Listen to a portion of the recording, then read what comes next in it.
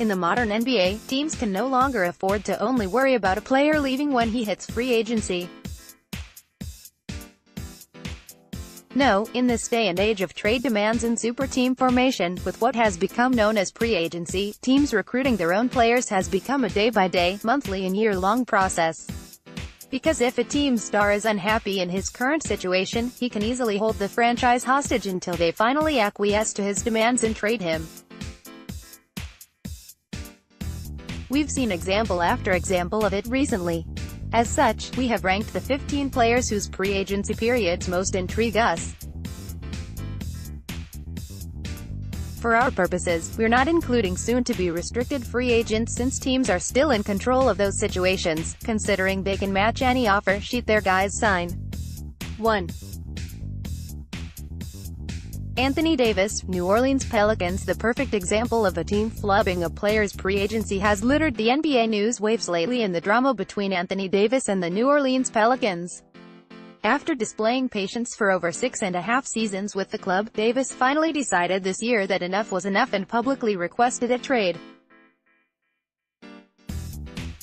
After looking through some of the moves general manager Dell Demps has made during his time running the team, it's hard to fault Davis for seeking greener pastures.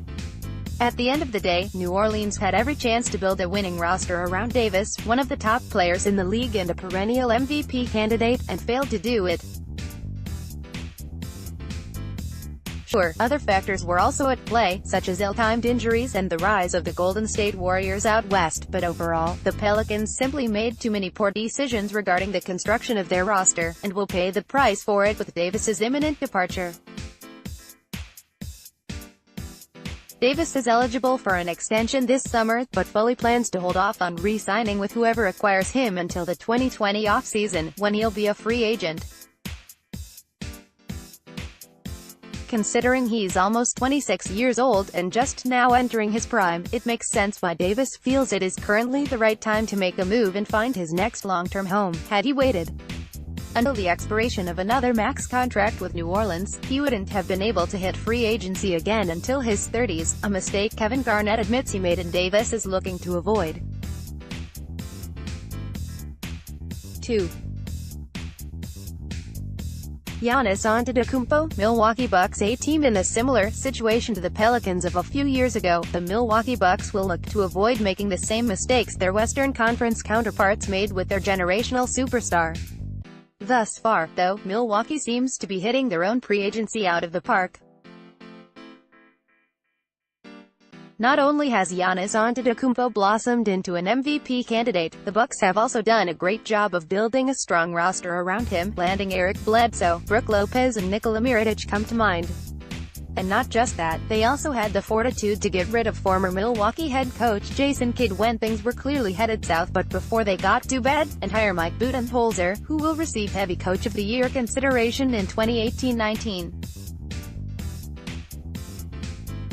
Following this season, Antetokounmpo has another 2 years and $53.3 million left on his deal, which will expire right before his age 27 season. He'll be eligible for the designated veteran extension in the summer of 2020, when the Bucks will be able to offer him, if current cap projections prove correct, a ridiculous 5-year, $235.5 million contract, provided he makes an All-NBA team in either of the next 2 seasons, a borderline certainty. And the Bucks continue to push the right buttons as they have been for the last year plus. Drama should be avoided with a Greek Freaks pre-agency. 3. Damian Lillard, Portland Trailblazers. Damian Lillard and the Portland Trailblazers have had moments of light contention in the past, but as of now, they very much appear to be on the same page. Back in October, Lillard told The Athletic that he's happy in Portland, and feels that it's where he needs to be. He struggled this summer dealing with the Blazers' first-round playoff sweep to New Orleans, which he considers one of the worst things of my career. There are still moments that trigger his irritation, where he feels underappreciated and misunderstood. I'd easily be like, man, I want to go here, I want to be here, I don't owe anybody anything, this is what I want to do, Lillard says. But I'm different, and he knows that his is a story bigger than basketball.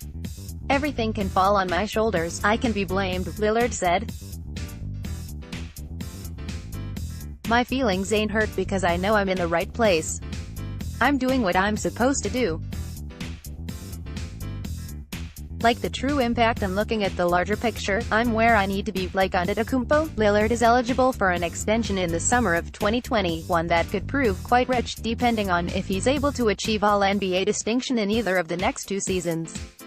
Lillard will be 28 during the 2019-20 campaign, so it's nearing time for him to consider his future, because after his next max contract, he won't get a chance for another until his 30s. However, considering his feelings towards the city and organization he currently plays for, it doesn't appear Lillard has eyes for anywhere else at the moment. 4. Paul George, Oklahoma City Thunder. Because Paul George is coming off a summer in which he resigned with the Oklahoma City Thunder on a 4-year, $136.9 million contract, there's not much drama in this one. George does have a player option on the final year of his deal, 2021-22, worth $37.9 million, but it doesn't seem like OKC will have to worry much about George and his future with the club. The All-NBA wing is playing the best basketball of his career at the moment, averaging 28.3 points, 7.9 rebounds and 4.0 assists per contest, and, just as importantly, he gets along wonderfully with Russell Westbrook, who he'll be spending the next years of his career with. If the duo didn't get along, or if George showed hesitancy in re-signing with the Thunder last off-season, then his free agency could be one to look at more closely. But because the dynamic of the team seems to be in great shape, there won't be much for Oklahoma City to worry about regarding George, at least not for the foreseeable future. 5. Rudy Gobert, Utah Jazz. Still just 26 years old, Rudy Gobert is just now entering his prime as a member of the Utah Jazz. Gobert is currently in year 2 of a 4-year, $102 million contract with Utah. At the time of the contract signing, the French behemoth made the following comments regarding his future. 25-year-old Rudy Gobert was asked if he sees himself remaining with the Utah Jazz for his entire career. Yeah?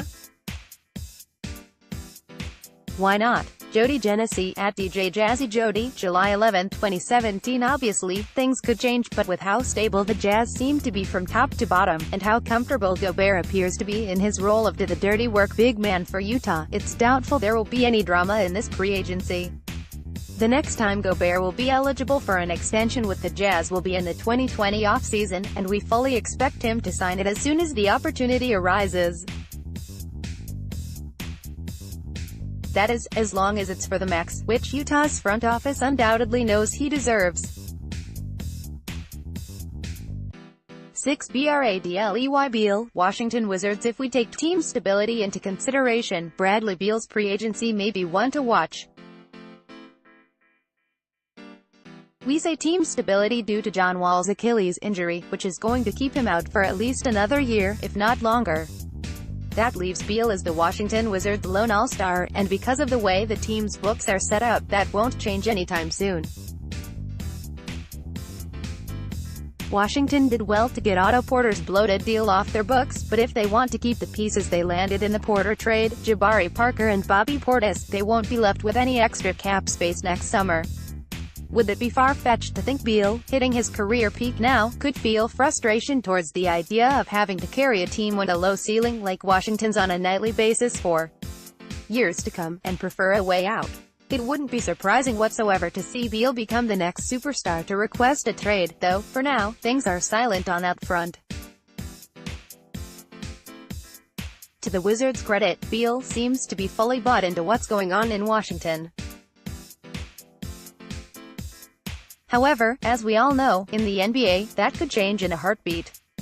Especially after another year of futility, as Beal gets another year closer to the expiration of his contract. We'll see what happens when the Wizards try to negotiate an extension with the two-time All-Star come the summer of 2020.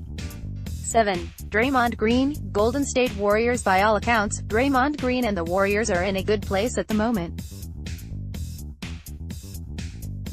That's after some turmoil between Green and impending free agent Kevin Durant earlier in the season, where the duo had a blow-up go pretty public, which led to the team suspending Green for a game.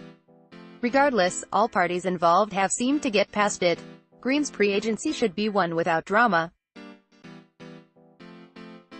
If Golden State offers him an extension at or approaching the max in 2019, the Michigan State product will likely take it without a problem. It's if they don't and try to get Green to take a deal at a lower price that things could get interesting.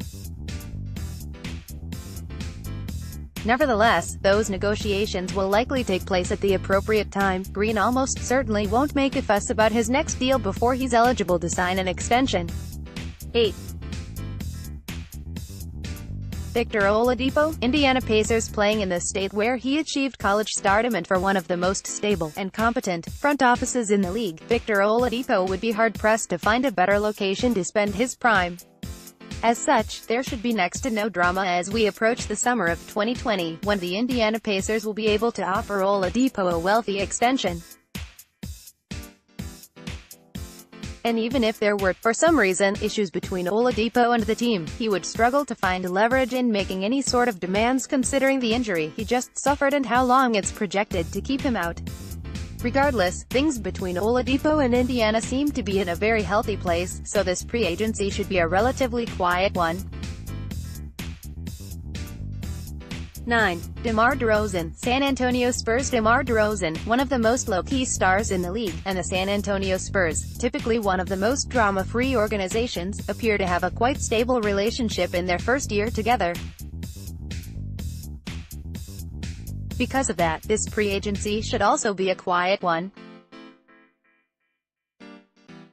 DeRozan isn't the type to cause public spectacle, he's the type who goes to work every night and does his job without bringing attention to himself. DeRozan has 2 years left on his deal after this season, with the second year containing a player option on it which DeRozan could exercise to test free agency for one final big payday. He'll be 31 at that point, so it'll likely be his last chance to receive anything approaching a max-level contract. 1. Steven Adams, Oklahoma City Thunder. Like DeRozan, Steven Adams is a laid-back player who almost assuredly won't cause much of a stir in his pre-agency. The Kiwi big man is playing some of the best basketball of his career at the moment, and with another year to go until he can sign an extension, we fully expect those negotiations to go down quietly, behind closed doors, and to be announced without prior notice. That's simply the way Adams operates. 11. CJ McCollum, Portland Trail Blazers. Having to share the backcourt with a fellow ball-dominant, high-usage bucket getter like Damian Lillard could wear on some shooting guards, and make them want their own backcourt demand. That doesn't appear to be the case with CJ McCollum, though. I'm a loyal person. I think that's just how I was raised. Notes about early career injuries. I would like to raise my kids here, get married here. But again, this is a business. CJ on Stars demanding trades. Danny Marang, at @DMarang, September 24, 2018. McCollum sounds perfectly content sharing the load with Lillard as a member of the Portland Trail Blazers, and considering the team is having a good amount of success with the star duo at the two guard spots, that doesn't look like it'll change anytime soon. 12. LaMarcus Aldridge, San Antonio Spurs. At one point, it looked like LaMarcus Aldridge was headed for an interesting pre-agency as a member of the San Antonio Spurs. Originally, he didn't acclimate well to his fit as a member of Greg Popovich's club, and was open to finding a way out. Regardless, Popovich and Aldridge were able to hash things out, and now, this star big man appears happy in San Antonio. As such, we don't expect any more drama between the two sides moving forward. Aldridge will be a free agent the summer of 2021, when he'll be in his mid-30s. He should still garner a good amount of interest then, though, as Aldridge is still putting up great numbers as a member of the Spurs and because his game should age nicely. 13. Andre Drummond, Detroit Pistons. Andre Drummond has 2 years left on his deal, with a player option on the second year. There's been next to no scuttle regarding Drummond and any sort of unhappiness with the Detroit Pistons, so this pre-agency probably won't have much action. That is, unless the Pistons, whose books are a bit bloated at the moment, decide to try and make room in their cap space by shipping Drummond, a big man with elite-level rebounding and finishing abilities. Drummond may have 2 All-Star appearances to his name, but the fact that Detroit has missed the playoffs 2 out of the last 3 years might hint that he's not the kind of player you can build around. Plus, with Blake Griffin around and performing at an elite level, the Pistons may have less of a need for another high-priced big man. It wouldn't be surprising to see Detroit try and move Drummond or Reggie Jackson once the trade market opens back up this summer. Pistons executive Ed Stefanski not denying that the team looked into moving a member of their core 3 players at the deadline sort of spoke volumes. Big 3 of Griffin, Drummond or Jackson at the deadline. You always look at things but you need that other team to work with you. Rod Beard, at That News. Rod Beard, February 10, 2019-14. Mike Conley, Memphis Grizzlies. Mike Conley made it clear at the recent trade deadline that he's happy as a member of the Memphis Grizzlies, and would prefer not to have to move anywhere else. So unless Memphis goes back on their decision not to move him, it's looking like Conley will spend the rest of his career with the Grizzlies. Conley will next be a free agent in 2021, and by that time, he'll be 33 years old. Regardless, his game isn't predicated upon athleticism, so his ability to produce should age nicely. 15. Kyle Lowry, Toronto Raptors. Kyle Lowry wasn't happy with how the Toronto Raptors handled the DeRozan departure, nor was he surprised to hear his name mentioned in trade rumors at this past deadline. Nevertheless, Lowry made it clear he's happy in Toronto, and would prefer not to move. Lowry, a Philadelphia native and former Villanova star, had 17 points in the first half and finished with 20.